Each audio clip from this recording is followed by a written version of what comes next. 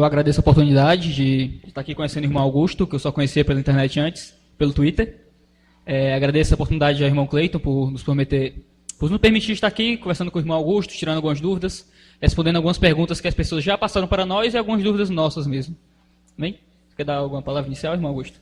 Só agradecer a oportunidade e parabenizar pela iniciativa. Eu creio que o uso da tecnologia, especialmente das mídias sociais, hoje em dia, tem sido um instrumento pelo qual Deus tem se valido para espalhar a sua palavra e a sua vontade e alcançando locais para nós impensáveis. Então, essa iniciativa eu recebo com muita alegria, gratidão e honra em poder participar. Amém. Amém. Uma pergunta que surgiu durante o momento de perguntas e respostas, que algumas pessoas comentaram perto de mim, com relação ao culto, é com relação ao que Paulo fala em 1 Coríntios, com relação ao uso do véu. E que hoje algumas congregações cristãs usam o véu ainda como uma regra de fé no culto público, que mulher não pode estar lá sem véu. Algumas pessoas têm muita confusão e assumem que o véu não deve ser usado, mas mais como costume. Que quando entra naquele texto de 1 Coríntios não sabe como rebater, como argumentar. Qual é a visão bíblica coerente a esse texto de Coríntios e como a gente deve interpretar isso? O ponto lá em 1 Coríntios capítulo 11, que trata da questão do véu, não é uma peça de vestuário, mas a questão do papel da mulher no culto. O que estava acontecendo em Corinto é que as mulheres, por influência dos movimentos feministas libertários acontecidos em Roma e na Grécia, e também porque elas não entenderam corretamente a doutrina de Paulo de que no Evangelho homem e mulher são iguais, elas entenderam que poderiam assumir todas as posições na igreja de liderança, especialmente aquelas que eram ocupadas pelos homens cristãos qualificados. O véu na cultura greco-judaica romana representava que a mulher estava debaixo da autoridade ou do seu pai, ou do seu marido, ou de um irmão mais velho. Toda mulher de respeito que estava debaixo da autoridade, ela usava véu. Então as mulheres de Corinto, numa demonstração pública de que desejavam ocupar o governo da igreja, a autoridade da igreja, elas começaram a participar dos cultos sem usar o véu. Então, a contenção de Paulo ali não é o uso de uma peça de vestuário. O véu naquela cultura simbolizava esse princípio da submissão da mulher na igreja. Portanto, a bronca de Paulo não é que elas tiraram o véu, mas que elas estavam se rebelando contra esse princípio da autoridade. Então, naquela cultura, usar o véu significava uma demonstração pública do princípio de estar debaixo da autoridade. Numa cultura como a nossa, onde o uso do véu não significa isso, então não faz sentido que as mulheres usem véu. Elas podem demonstrar que elas estão debaixo das autoridades da igreja através do seu comportamento submisso, respeitoso, seguindo as regras da nossa própria sociedade. Mas uma vez que o véu não representa na nossa sociedade esse princípio da submissão, não há qualquer propósito em obrigar as mulheres cristãs a usar o véu durante o culto. A gente tem que fazer a diferença entre o princípio e a expressão cultural daquele princípio. O véu é a expressão cultural do princípio da submissão. Se na cultura ele não significa isso, ele não precisa ser usado. Mantendo ainda o tema do culto, o senhor falou um pouco ontem sobre adoração. E o senhor escreveu um texto no blog do senhor sobre conselhos a um jovem pastor sobre o grupo de louvor da igreja. E alguns conceitos, a gente postou até esse texto no Canto das Escrituras, e está dando uma certa polêmica por lá ainda. A gente está tendo algum trabalho para responder alguns comentários. E o senhor poderia tentar reproduzir, às vezes falando a gente se expressa até melhor com relação às coisas, reproduzir um pouco de conselhos para jovens pastores que estão em igrejas, que o grupo de louvor tem dado algum trabalho, em algum sentido? Essa é uma área bastante complicada, porque com o surgimento do movimento litúrgico na década de 60, foi quando surge a música gospel, e a ideia de que o louvor é a parte mais importante do culto. Isso estava associado com o surgimento dos movimentos focados na chamada confissão positiva, movimento de confissão positiva que surgiu com um pastor batista chamado Essek Kenyon. Ele dizia que aquilo que nós declaramos, aquilo que nós afirmamos, gera realidades no mundo espiritual. E com isso vieram livros do tipo Louvor que Liberta, de um capelão da Marinha chamado Marilyn Carothers, que se tornou muito popular no Brasil. A ideia de que se você louva a Deus, quando você louva a Deus, todos os seus problemas se resolvem. E que o louvor liberta, que o louvor agrada a Deus sempre, e portanto, aos poucos, essa ideia do louvor e do poder do louvor foi ocupando um local central no culto e nas igrejas. E aí surgiram ministérios e às vezes denominações inteiras voltadas para a música gospel, voltados para o ministério de gospel e assim por diante. Nas igrejas tradicionais, que não seguiram totalmente isso aí, todavia houve a infiltração da ideia do chamado grupo de louvor, que seria exatamente um grupo especial que estaria trazendo o louvor a Deus como uma espécie de culto dentro do culto. E às vezes ficava até estranho, né? Eu já estive em muitas igrejas em que você tem um culto normal, as pessoas cantam hinos e de repente agora vamos ter o louvor. Ué, e o hino que foi cantado não era louvor? Então lá vem o grupo de louvor, como se a igreja não tivesse louvado e como se aquilo fosse o único momento em que a igreja louvasse a Deus. Então, de repente, esses grupos de louvores, eles adquiriram uma importância que não está correta, é superdimensionada. E aí, esse pessoal envolvido no grupo de louvor passou a se considerar uma categoria especial, até se chamando de levita, né? Achando que era levita, que era um grupo especial. Em alguns casos, esses grupos entram no culto na hora da apresentação, fazem a parte do louvor e saem da igreja e ficam do lado de fora. Eles nem participam do culto, né? São como uma espécie de estrela ou coisa dessa natureza. Então, eu acredito que isso é um erro teológico, é um erro cultico, é o resultado desse movimento gospel, da confissão positiva. O dirigente de louvor, ele assumiu mais espaço do que deveria ter. Por exemplo, ele dá bronca na igreja, exorta a igreja, repreende a igreja, manda a igreja sentar, manda a igreja levantar, prega, ora, confessa, bota a igreja para confessar. Enfim, acaba sendo um culto inteiro dentro do culto, aquele momento de louvor. Então, pastores, eles têm geralmente duas opções diante de uma situação dessa. Ou eles baixam a cabeça e aceitam, porque geralmente os jovens que compõem o grupo de louvor são filhos dos presbíteros, dos homens mais ricos da igreja que sustentam a igreja, ou ele vai tentar então trazer o grupo de louvor, pelo menos para dentro de um padrão que seja equilibrado. Então, diminuir a participação, dizer para eles que eles não são levitas, dizer para eles que a participação deles é importante, mas o culto pode existir sem eles, dizer que não é show, eles não estão ali para fazer uma apresentação, eles estão ali para ajudar o povo de Deus a cantar. Ele tem que filtrar as músicas, esse é uma cruz para o pastor. Ele tem que olhar a letra das músicas que estão cantadas, e não é todo grupo de louvor que vai deixar o pastor censurar o que eles estão querendo cantar. Então, é uma dificuldade. Então, o conselho que eu dou para o pastor é que ele vá devagar, ele vá com calma, ele seja bíblico, se reúne com o pessoal, explica para o pessoal, faz exposição bíblica com eles, estuda a Escritura, procura levá-los a entender o que é o culto, que o culto é voltado para Deus, que não é show, que não é apresentação, que a letra tem que ser bíblica, e talvez com um trabalho perseverante de discipulado, andar com o grupo de louvor, participar com eles, até dos ensaios. Então, de repente, o pastor pode ganhar o grupo e, de fato, fazer com que o grupo seja uma bênção para a igreja, em vez de ser um momento de consternação. Amém. Saindo um pouco do tema culto, que é o tema geral do congresso aqui, mas entrando mais para temas bíblicos gerais, outra questão que foi levantada, que os irmãos não conseguiram perguntar, ali muita gente queria perguntar, mas tanta gente querendo perguntar, a igreja lotada, não dá a gente passar a tarde toda aqui fazendo pergunta para o senhor. Isso não é aguentar, isso tudo. Eu só responder uma pergunta sobre a doutrina da soberania de Deus com relação à salvação. O senhor também respondeu outra pergunta em que o senhor falou sobre os avanços da ciência e da apologética baseado na reforma protestante. Então, fazendo uma pequena mescla nessas duas perguntas. Considerando que Deus é soberano sobre a salvação, e que não cabe ao cristão convencer apenas intelectualmente o ímpio, mas é que Deus quem trabalha no coração através da pregação do Evangelho. E considerando também que, no fim das contas, a nossa regra de fé é a Escritura, e não aquilo que a Bíblia diz, ou que a ciência diz. E que a ciência é falha, pode errar, mas a Escritura não. Considerando esses dois parâmetros, qual é a importância da apologética na vida do cristão? Já que é a palavra de Deus que é o fim, que é o fim na pregação, e a palavra de Deus que é o fim da nossa crença diária.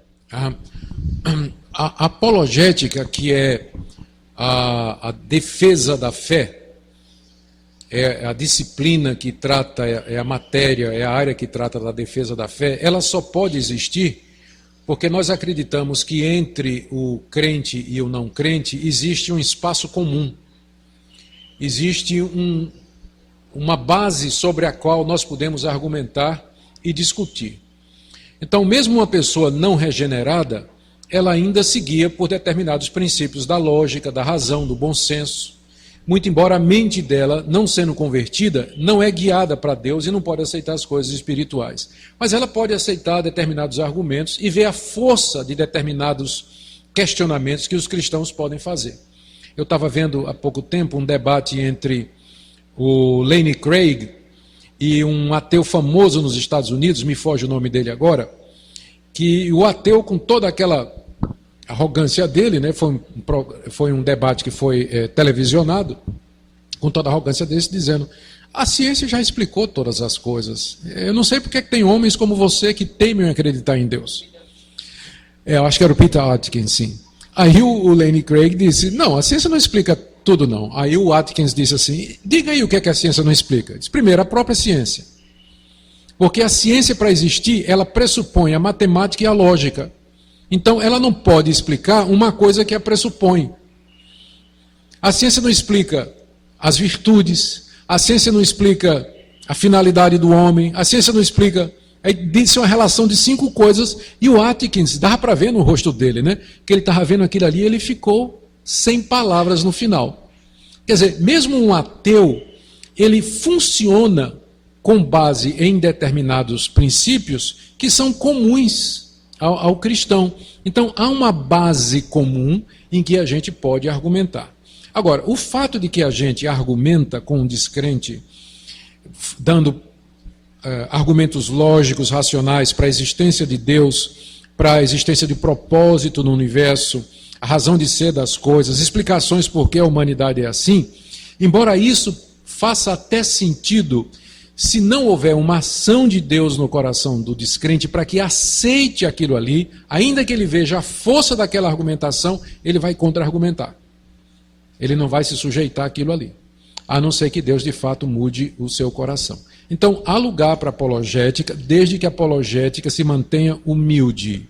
Ela é apenas um instrumento de Deus para o convencimento das pessoas, porque em última análise é Deus que vai fazer isso. Então eu creio na apologética, acho importante, acho que nós estamos muito atrás, precisamos correr para ganhar um tempo perdido aí, e hoje eu acho que é uma das disciplinas mais necessárias na vida da igreja.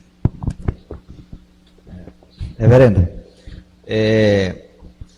a respeito das escolas teológicas, seminários, eu sou de uma denominação que viu o ministério, a integridade teológica dos ministros serem literalmente pulverizadas pelas escolas teológicas. A história dos batistas no Brasil passa por isso daí. Os grandes seminários foram invadidos pelo liberalismo teológico, estão fechando as portas, inclusive, mas antes de fechar as portas, eles deram a nossa... a maioria, né, da nossa denominação, uma herança letal, que foram os ministros influenciados pela teologia liberal, que levaram para dentro das igrejas, né, um cristianismo completamente redefinido e que minou a igreja, Então, hoje, como que o senhor vê essa questão, por exemplo, nós precisamos continuar formando obreiros, precisamos dar uma formação teológica para os ministros do Evangelho. Nós temos dificuldade, e acho que muitas igrejas têm, porque na hora de separar uma pessoa para a preparação para o ministério, a gente diz assim: para onde que a gente vai mandar? Eu conheço um caso de 2 amigos meus, amigos pessoais, amigos muito chegados de juventude, que foram para a escola teológica de renome nacional. E lá um perdeu completamente a fé e o outro assumiu um cristianismo totalmente estranho às Escrituras. Eu queria que o senhor desse uma palavra assim, qual o caminho que a gente podia encontrar para continuar formando obreiros, e onde e que critérios usar para escolher uma escola teológica. É mais ou menos assim. Isso. Pastor, o quadro não é muito bom. Nós temos aí exemplos de outros países do que aconteceu com denominações onde o liberalismo teológico entrou. Então eu vou falar da minha própria denominação, Igreja Presbiteriana. Na Igreja Presbiteriana dos Estados Unidos, o liberalismo teológico entrou na década de 40, de 50, e a igreja começou, de fato, atingiu os seminários e começou a produzir pastores que não criam na autoridade das Escrituras, que negavam que Cristo era o único caminho, acreditava na salvação em todas as religiões, transformaram o evangelho simplesmente no evangelho social. E na última medida agora, eles passaram a ordenar pastores homossexuais, pastoras lésbicas e aceitar o casamento entre eles. Então, uma vez que o liberalismo entra numa denominação, é ladeira abaixo. Não há um exemplo histórico de uma denominação que se tornou liberal e que um dia voltou. Ela vai minguando. Essa igreja presbiteriana dos Estados Unidos, ela perde na faixa de 30 mil membros por ano. Ela vai perdendo 30 a 40 mil membros por ano. Ela já teve 6 milhões. Hoje em dia está reduzida a 2,5 e perdendo membro. Todos os anos as pessoas estão indo embora. Então, o que é que pessoas nessa igreja elas fizeram? Esse ano de 2011 vai ter uma reunião agora, em breve. Já teve, aliás, uma reunião nos Estados Unidos de umas 500 igrejas e pastores dessa denominação que vão rachar. Eles vão sair para começar uma outra denominação. Era o pessoal que estava lá e que não aceitava o liberalismo. Eles tentaram durante anos salvar a denominação. E viram finalmente que não tinha jeito. Então, eles vão sair agora em janeiro do ano que vem e vão formar uma nova denominação presbiteriana, porque não tem mais jeito. Então, a alternativa é, às vezes, começar tudo de novo. Agora, tem um outro exemplo. Esse é positivo. E foi com os batistas. Batistas do Sul, o senhor sabe muito bem, a denominação muito infiltrada pelo liberalismo, os grandes seminários tomados pelos liberais. Deus levantou um líder, o Dr. Albert Mohler, que tomou a direção da denominação e dos seminários e começou a fazer mudanças, mudando o professor. Está sendo feito devagar e com firmeza. E como resultado, há um retorno, houve um reganhar dos seminários dos batistas do Sul para uma posição mais conservadora. Onde isso é possível acontecer, eu acho que deve ser a primeira opção. Se a gente puder salvar as denominações, as instituições teológicas da denominação do liberalismo teológico, eu acho que é isso que a gente deve tentar. Não sendo possível, a única solução é você começar de novo. Abrir novas escolas, às vezes até começar uma nova denominação, porque o liberalismo é mortal, ele é fatal. O exemplo do Dr. Albert Mohler é inspirador, porque os Batistas do Sul é uma denominação gigantesca, e ele está conseguindo, né, por graça de Deus, fazer esse pessoal retroceder, né, do liberalismo teológico sem um rompimento traumatizante. Né? Tem que trazer ele para cá para ensinar para a gente como é que faz. Né? Ele vai estar no Mackenzie próximo ano? Em 2014, se Deus quiser. Muito bem. Tá, ok. Saindo um pouco do âmbito mais teológico, entrando em algo um pouco mais pessoal. Considerando que o senhor, Deus dá vários dons à igreja. E existem pessoas que servem de vários modos. E existem alguns homens que Deus escolhe para que eles sirvam não de um modo tão focado na igreja local em si, mas de viajar pelo país e fazer conferências e participar aqui como o senhor está participando. E uma questão que muitas vezes vem na cabeça de muitos jovens é como é que, considerando que a Bíblia ela é tão focada muitas vezes na família, quando você lê muita literatura puritana, você percebe a ênfase que aqueles homens davam na família. E que a Bíblia, e que a família é o primeiro ministério do homem, que a Bíblia coloca uma linguagem sobre o casamento que ela não coloca sobre mais nada. Que o casamento tipifica Cristo e a igreja. E que isso vem antes do ministério, isso vem antes da pregação, isso vem antes de tudo. Claro que Deus está antes disso, mas o casamento é uma expressão muito forte do cristianismo. Como é que o senhor, pessoalmente, e como é que o senhor aconselha tanto jovens que estão começando agora a pregar, como pessoas que já pregam há algum tempo, conciliar família, filhos com o ministério? Essa não é uma conta fácil de fechar, não. Eu, durante a grande parte da minha vida, fui pastor de igreja local e professor de seminário, de teologia. Então, sempre estava bem presente em casa com os filhos quando eles eram menores. Então, isso nunca foi de fato um problema ou não era um desafio tão grande. Foi só depois de alguns anos, faz poucos anos atrás, que eu comecei a aceitar convites para viajar mais. E nessa altura os filhos já estavam, como a gente diz no Brasil, mais ou menos criados, né?